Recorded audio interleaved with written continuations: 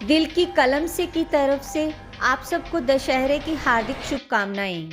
शारदीय नवरात्रे समाप्त होते ही दशहरे का पर्व हर वर्ष बड़ी धूमधाम से मनाया जाता है। हिंदू धर्म में दशहरे का पर्व बुराई पर अच्छाई जीत के प्रतीक के रूप में मनाया जाता है। ये त्योहार प्रतीक है कि असत्य और पाप चाहे कितने भी बड़े क्यों ना हों, लेकिन अंत में जीत हमेशा सत्य की ही होती है। इस संसार में कहीं भी असत्य और पाप का साम्राज्य ज़्यादा नहीं टिकता। यही है दशहरे त्योहार की शिक्षा। हिंदू पंचांग के अनुसार आश्विन मास के शुक्ल पक्ष की दशमी तिथि को इस पर्व को मनाया जाता है। इस दिन रावण के पुतले जलाने का विधान है।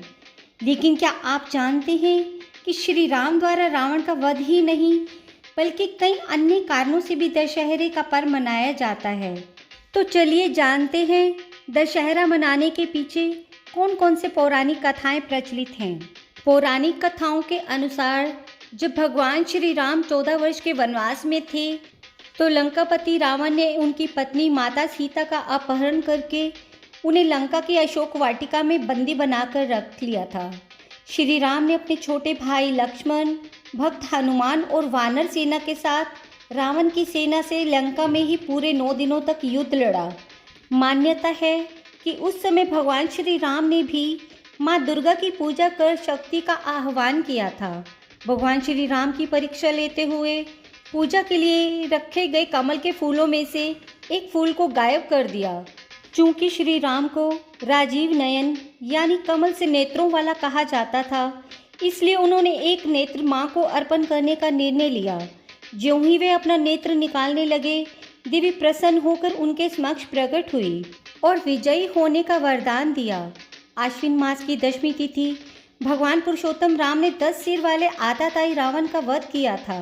तभी से 10 सिरों वाले रावण के पुतले को हर साल दशहरा के दिन इस प्रतीक के रूप में जलाया जाता है, ताकि हम अपने अंदर के क्रोध, लालच, भ्रम, नशा, ईर्ष्या, छल, कपट, स्वार्थ, अन्याय, अमानवीयता एवं अहंकार को नष्ट करें। धार्मिक मान्यताओं के अनुसार असुरों के राजा महिषासुर ने कठोर तप किया।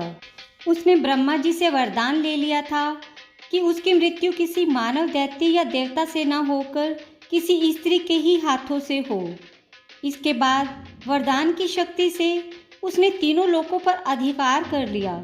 महिषासुर के आतंक से छुटकारा दिलाने के लिए देवताओं ने देवी आदिशक्ति का आह्वान किया।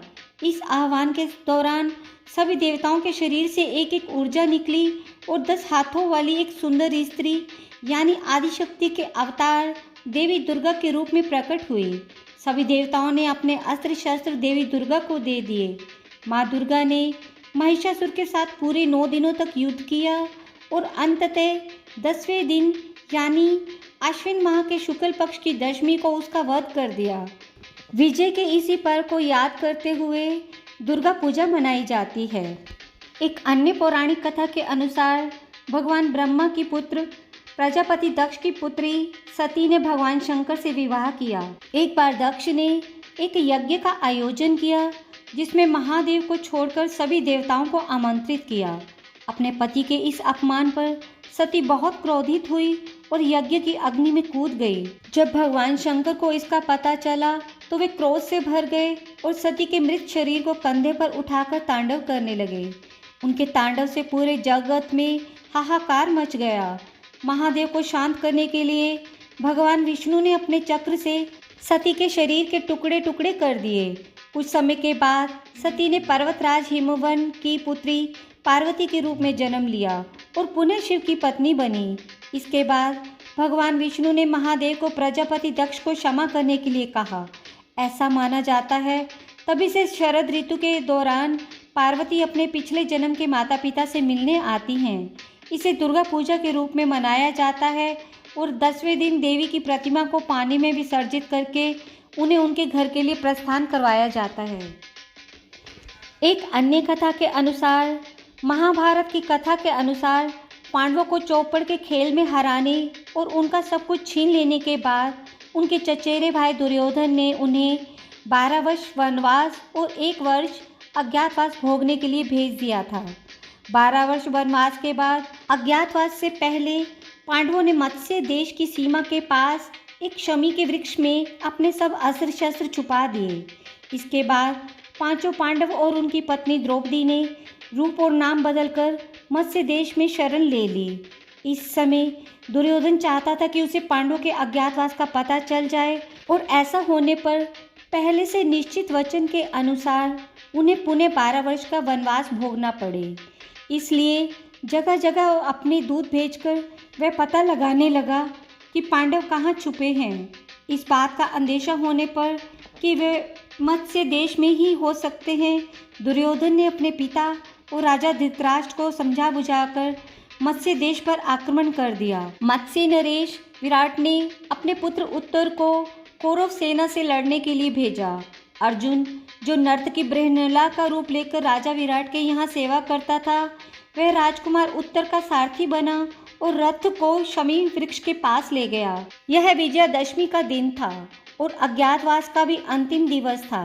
इसलिए अर्जुन ने वृक्ष से अपने सभी अस्त्र शस्त्र निकाले और पूरी कौरव सेना को अकेले ही पराजित कर दिया। इस तरह ये त्योहार बुराई पर अच्छाई की जीत का पर्व है।